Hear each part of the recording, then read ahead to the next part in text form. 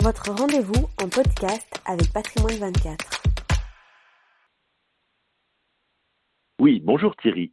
Vous êtes Thierry Sévoumian, vous êtes directeur général de La Française Financial Services. Merci de nous recevoir Thierry. Thierry, la fin de l'année 2020 approche. Est-ce que vous pouvez nous indiquer quels ont été les principaux faits marquants 2020 pour La Française Asset Management ? Merci à vous Yves de nous recevoir et surtout merci à un grand bonjour à vos auditeurs. Alors pour rien que le fait de prononcer que nous arrivons sur la fin de l'année 2020, vous voyez, c'est déjà bénéfique.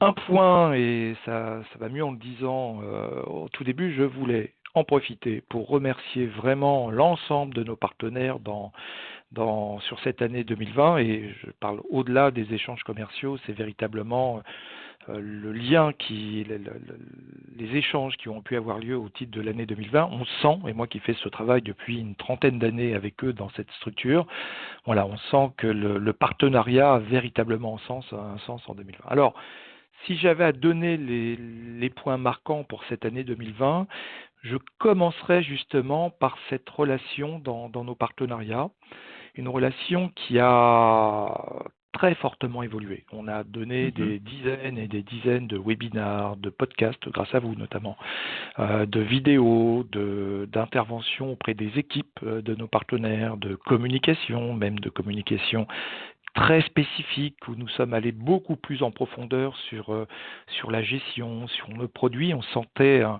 un besoin d'information, de communication eux-mêmes pour leurs clients, et je pense que ça a fait naître une relation un petit peu différente et beaucoup plus profonde, à la fois sur le plan des produits, de la connaissance de ce qu'ils ont à proposer à leurs clients. On a même vu apparaître des demandes un petit peu nouvelles, hein. On parle de taux d'encaissement et humaine aussi, hein. Même si ça a été un petit peu en distanciation, ça a été une autre relation humaine. On a vécu un moment ensemble. Donc ça c'est un point. Deuxième point dans les événements importants, et ça se cite toujours puisque nous arrivons à la fin de l'année, une année que je vais qualifier un petit peu hors norme sur 3 points. Paradoxalement assez hors norme en termes d'activité, là je parle de collecte, notamment grâce à l'immobilier. Pour vous situer simplement pour le groupe La Française, je parle de la France, hein. Nous sommes aujourd'hui à un peu plus de 4 milliards net, avec un peu plus de 60%, près de 70% sur une partie immobilière. Et pour vos auditeurs sur l'activité plus retail, essentiellement ou grandement tirée en fin de compte par la partie immobilière, surtout SCPI. En SCPI, grâce à nos partenaires, nous sommes hissés au premier rang de collecte. SCPI, on finira l'année, je pense, à 1,3 milliard à peu près, et plus du demi-milliard de collecte sur les UC immobilières dans un marché qui a quand même marqué, et c'est tout à fait normal, hein, on a moins vu les clients, puisque le marché, globalement, après une très bonne année 2019, est globalement en baisse de 25 à 30% à peu près globalement. Donc, très bonne année commerciale sur le plan d'immobilier, c'est normal par rapport à l'attrait aussi, aux performances qu'ont pu dégager en fin de compte ces produits, et surtout, je crois, avec le positionnement dans ce contexte de taux bas des SCPI. Mais on l'a vu aussi, un attrait encore plus important de l'immobilier dans l'assurance vie. Et que ce soit en SCPI, mais pas que, surtout sur la partie SCI en fin de compte. Fait marquant aussi, et je pense que c'est ce qui intéressera vos auditeurs aujourd'hui, c'est le niveau auquel globalement les rendements et les valeurs vont atterrir sur cette fin d'année. Et là, je parle global au niveau de notre gamme, mais ça retracera un petit peu le marché. La partie rendement, donc les loyers, la partie distribution qui va être donnée cette année. Alors, un énorme travail. Il faut savoir que pour nous, ça a été un travail hors norme à tous les niveaux, parce qu'il a fallu rencontrer ou échanger avec près de 2500 locataires, des gros locataires. Et vous avez vu avec deux sessions, une sur le mois de mars et l'autre tout récemment avec ce qui avait été proposé par le gouvernement avec abandon de loyer et crédit d'impôt. Ça a été pareil sur les investissements, il a fallu les signer, sur le juridique, sur les travaux. Donc je peux vous dire que l'immobilier, c'est quelque chose de physique. Hein. Mais quand on regarde un petit peu ce qui se passe en termes de loyer sur l'année 2020, on a démarré l'année avec une position qui était vraiment superbe, que ce soit en termes de patrimoine, de taux d'occupation, de taux d'encaissement. Pour nous, très peu sur l'hôtellerie, très peu sur le commerce. Et en termes d'emplacement, des emplacements qui étaient pour nous toujours très conventionnels. Donc Paris, toujours un petit peu centre d'affaires ou première couronne ou métropole. Hein, pour nous, c'est Lyon, Bordeaux et autres. Mais tout compte fait, qui sont avérés très résistants. Et si je dois parler de rendement pour cette fin d'année, c'est ce qui va certainement intéresser, souvenez-vous, on a nous, au cours du deuxième trimestre, décidé d'adopter une posture qui était de la transparence, et on a dit on versera ce que l'on a reçu. Donc on a versé deux mois sur le deuxième trimestre. On a versé ensuite le troisième trimestre à trop plein.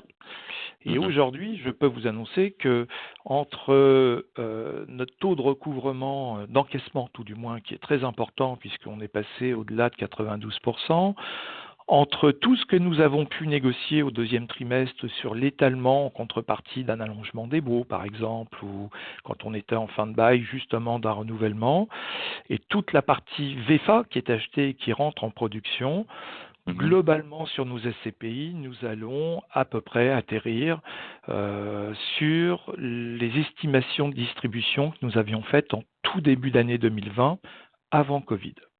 Donc, je mets de côté tout ce qui est assez spécifique, comme l'Allemagne qui a très bien marché, là où on verse directement, et on l'a annoncé tout de suite, la distribution prévue, et puis tout ce qui est assez particulier, comme le Grand Paris qui a très bien marché aussi, où on verse toute la distribution. Mais on atterrira bien sur la partie 2020. Côté intéressant, et ce qui est assez marquant, c'est quand vous voyez, je vous donne un petit peu d'indices, hein.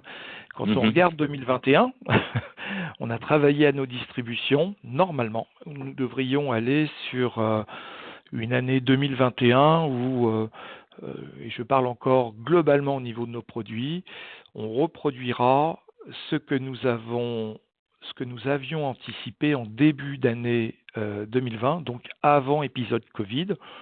On a intégré d'indexations qu'on ne pourrait pas passer, mais la livraison de VFA qui vont arriver en production. Et sur nos produits, quand le report à nouveau le permet, hein, et le permet, c'est pas de l'affichage marketing, quand on sait qu'on peut nourrir 4, 5, 6 années en fin de compte de maintien de cette distribution, on projettera aussi cette partie rendement. Et le dernier point, parce que c'est hors norme par rapport à tout ce qu'on a pu écrire sur l'immobilier, notamment sur la partie bureau, en termes de valeur, donc là je parle bien de valeur d'expertise. Vous savez, le marché donne à peu près ces trois tendances. Hein. Sur le commerce, vous êtes à -5 à peu près en moyenne, on en a très peu. Hein. Ou alors on est sur du commerce de distribution. Quand vous êtes sur de l'hôtellerie, ce qui a été le plus complexe, c'est globalement du -10, hein, et regardez notamment Paris, mais on en a très peu. Et sur la partie bureau, vous êtes à 0+, 0-, enfin autour de 0, même si on sait que les experts ne font jamais de valorisation mark-to-market, vous êtes à peu près. Donc après, vous allez impacter chaque SCPI entre les droits d'enregistrement, donc vos acquisitions de l'année, entre l'utilisation du report à nouveau ou pas, hein, ce qui joue sur la valeur d'expertise. Vous allez l'impacter de vos travaux, bien évidemment, et puis de vos écarts entre votre collecte et ce que vous avez véritablement investi.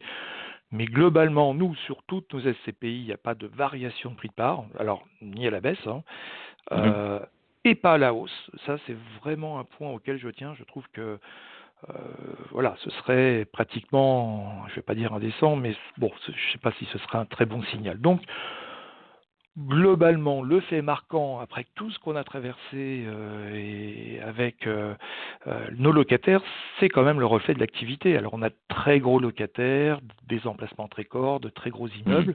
On a beaucoup parlé de télétravail, par exemple, et d'impact. Mais l'immobilier a tenu, quoi, Mmh. a tenu et se pousse. Donc, dans les faits marquants, c'est vraiment voilà le point que j'avais à vous donner d'important avec l'ISR. Avec D'accord. l'ISR, comme sur les EPCV, enfin comme sur la classe valeur mobilière, c'est vraiment quelque chose qui pousse et on le fait hein, sur Mmh. nos valeurs mobilières. Ce sera un de nos projets principaux en fin de compte sur cette classe d'actifs pour 2021. Mais sur l'immobilier et notamment avec l'arrivée des labels là, que vous commencez à voir Tout à fait.